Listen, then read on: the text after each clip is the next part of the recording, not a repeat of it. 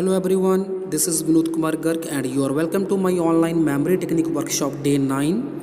In this video, we are going to discuss about the technique number 4 of this workshop, that is mind timer. So हम इससे पहले जैसे कि harmony method में कर चुके हैं एक डायग्राम को डिजिट के साथ एसोसिएट करना।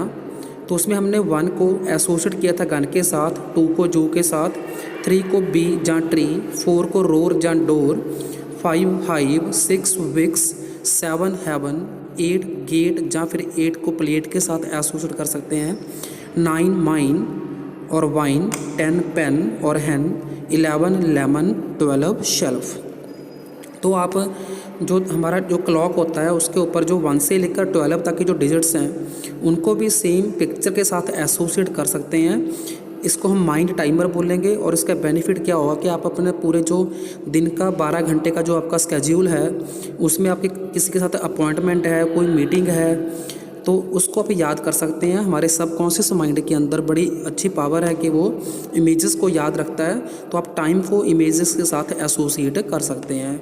फॉर एग्ज़ाम्पल मान लीजिए मैंने 8 o'clock इसके साथ डिनर करना है, तो मैं 8 को प्लेट के साथ एसोसिएट कर लूँगा, ठीक है। तो 8 प्लेट से मुझे याद रहेगा डिनर, तो मुझे ये मीटिंग डाइनिंग मीटिंग जो है वो मुझे याद रहेगी। So thanks for watching.